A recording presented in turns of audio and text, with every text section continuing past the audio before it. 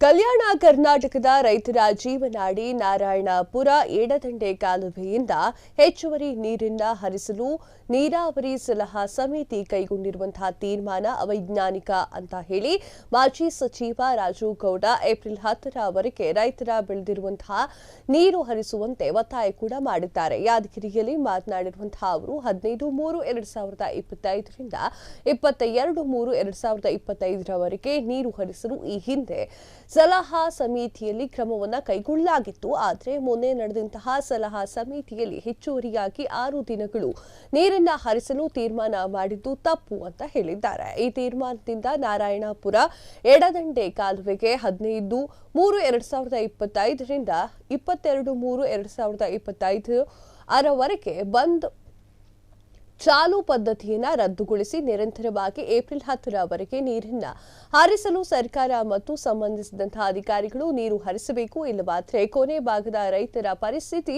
ಬಹಳ ಗಂಭೀರವಾಗುತ್ತದೆ. ನಿರಂತರವಾಗಿ ನೀರು ಹರಿಸದೇ ಇದ್ದರೆ ಪಕ್ಷಾತೀತವಾಗಿ ರೈತರ ಜೊತೆಗೂಡಿ ಉಗ್ರವಾದ ಹೋರಾಟವನ್ನ ಮಾಡಬೇಕಾಗುತ್ತದೆ ಅಂತ ಹೇಳಿ ಬಿಜೆಪಿ ಮಾಜಿ ಸಚಿವ ರಾಜು ಗೌಡ ಸರ್ಕಾರದ ವಿರುದ್ಧ ಗುಡುಗಿದ್ದಾರೆ.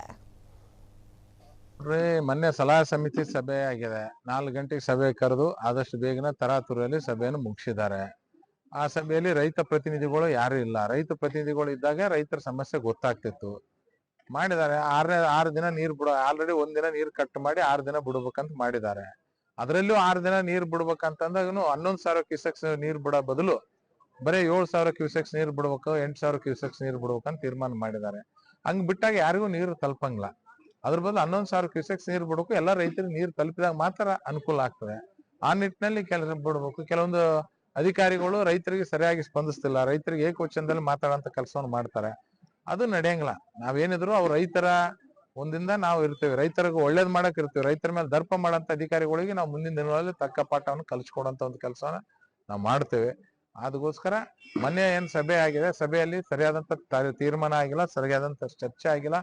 ಏನಿದ್ರು ನಮ್ಮ ನಾರಾಯಣಪುರ ಡ್ಯಾಮ್ ಇಂದ ಬಲದಂಡೆ ಎಡದಂಡೆ ರೈತರಿಗೆ ಅನ್ಯಾಯ ಮಾಡಿದ್ದಾರೆ. ಅದಕ್ಕೆ ನಾನು ಇವತ್ತು ಎಲ್ಲಾ ಜನಪ್ರತಿನಿಧಿಗಳಿಗೂ ನಿಮ್ಮ ಮುಖಾಂತರ ನಾನು ಮನವಿ ಮಾಡಿಕೊಳ್ತೇನೆ. ದಯವಿಟ್ಟು ನಾಳೆ ನಡೆಯುವಂತ ಸೋಮವಾರ ಅಧಿವೇಶನದಲ್ಲಿ ಎಲ್ಲರೂ ಒಂದಾಗಿ ಒಗ್ಗಟ್ಟಾಗಿ ಹೋರಾಟ ಮಾಡೋಂಥ ಕೆಲಸ ತಾವು ಮಾಡಬೇಕು. ನಮ್ಮ ಜನರಿಗೆ ಕಂಟಿನ್ಯೂ ನೀರು ಹರಿಸ್ಕೊಡ್ಬೇಕಂತ ಮುಖಾಂತರ ಮನವಿ ಮಾಡ್ತೇನೆ. ಜನರಿಗೂ ನಾನು ಮನವಿ ಮಾಡ್ತೇನೆ. ನಿಮ್ಗೆ ಇವತ್ತು ನಾನು ಏನಾದ್ರೂ ಹೇಳಿಕೆ ಕೊಟ್ರೆ ರಾಜುಗೌಡರು ನೀರು ಬಿಡ್ತಾರಂದಾಗೂ ಹೇಳಿಕೆ ಕೊಟ್ರ ನಂಗೆ ಆಗ್ತದೆ. ಹಂಗಾಗಿ ನಾನು ನಾಳೆದ ಏನು ಧರಣಿ ಅದ ಅದನ್ನ ಮುಂದೂಡುವಂತ ಒಂದು ಕೆಲಸವನ್ನ ನಾನು ಮಾಡಿದ್ದೇನೆ. ನಾಳೆದ ಏನು ನಮ್ಮ ಹೋರಾಟ ಅದು ಮುಂದೂಡುವಂತ ಕೆಲಸವನ್ನ ಮಾಡಿದ್ದೇನೆ. ನಿಮ್ಮ ಹೊಲಕ್ಕೆ ಯಾವತ್ತು ನೀರು ಮುಟ್ಟಂಗಿಲ್ಲ, ಸರಿಯಾಗಿ ನೀರು ಮುಟ್ಟಂಗಿಲ್ಲ, ಅವತ್ತು ತಾವ್ ಯಾವತ್ತು ಕರಿತೇವೆ ಅವತ್ತು ನಿಮ್ ಜೊತೆ ಹೋರಾಟಕ್ಕೆ ನಾನು ಸಿದ್ಧ ಇರುತ್ತಂತ ಈ ಮುಖಾಂತರ ಹೇಳಕ್ ಇಚ್ಛಪಡ್ತೀನಿ. ಕ್ಷಣ ಕ್ಷಣದ ಸುದ್ದಿಗಳಿಗಾಗಿ ಫ್ರೀಡಂ ಟಿವಿ ಸಬ್ಸ್ಕ್ರೈಬ್ ಮಾಡಿ, ಲೈಕ್ ಮಾಡಿ ಹಾಗೂ ಫಾಲೋ ಮಾಡಿ. ಹೊಸ ಸುದ್ದಿಗಳ ನೋಟಿಫಿಕೇಶನ್ಗಾಗಿ ಬೆಲ್ ಐಕಾನ್ ಮೇಲೆ ಕ್ಲಿಕ್ ಮಾಡಿ.